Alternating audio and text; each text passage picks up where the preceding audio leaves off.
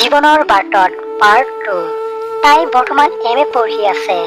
তাইৰ ইচ্ছা চন্দ্ৰমোহন ছাৰৰ দৰে এগৰাকী আদৰ্শ শিক্ষক হোৱাটো, যি তাইৰ জীৱনৰ আদৰ্শ আছিল। তেওঁ তাইক কৈছিল, জীৱনত হাজাৰ ধুমুহা আহিলেও ভাগি নপৰিবা। তাই হোষ্টেলত থাকে। তাইৰ ৰুমমেট মণিৰ সৈতে। মণি আৰু জিয়া হোষ্টেললৈ গৈ আছে। বাটটোৰ দুয়ো পাৰে কৃষ্ণচূড়াৰ গছ। পৰিৱেশটো অস্ত যোৱা সূৰুজৰ কোমল পোহৰ পাই আৰু মনোমোহা হৈ আহিছে। তেনেতে পিছফালৰ পৰা এটা মাত শুনি সিহঁত থমকি ৰয়। অনুভৱ সিহঁতৰ কলেজৰ টপাৰ।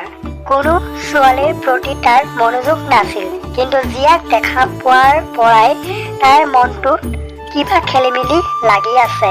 লগৰবোৰৰ আগতো তাইৰ কথা কৈ থাকে। কলেজলৈ আহি তাৰ প্ৰথম প্ৰশ্ন, জিয়া আছেনে? আচৰিত নহয়নে? আচলতে সি নিজেও নাজানে। সি হয়তো সিদিনাই তাইৰ প্ৰেমত পৰিছিল, যিদিনা তাইক বিহুৰ সাজত দেখিছিল।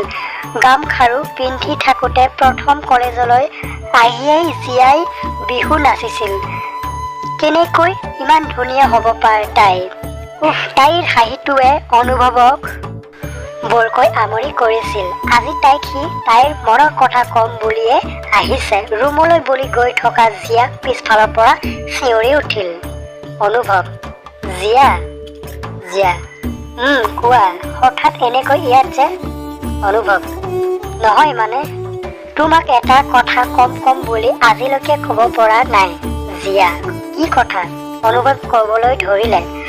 চোৱা জিয়া, তোমাক লগ পোৱা আজি এবছৰেই হ'ল। তোমাক প্ৰথম দেখোঁতেই তোমাৰ প্ৰতি যি ভাৱ হৈছিল, ইমান দিনে লুকুৱাই ৰাখিছিলোঁ, কিন্তু আৰু নোৱাৰো জিয়া। তোমাৰ জীৱনৰ সকলো কথাই মই জানো। মই তোমাক বহুত ভাল পাওঁ জিয়া। প্ৰথম দেখাৰ পৰাই তোমাৰ প্ৰেমত পৰিলোঁ মই। সেই বিহুৰ সাজযোৰ গামখাৰু পিন্ধি থাকোতে মিচিকিয়াই থকা হাঁহিৰ তোমাৰ সেই হাঁহিটোৱে বৰকৈ মোক আমনি কৰে জিয়া।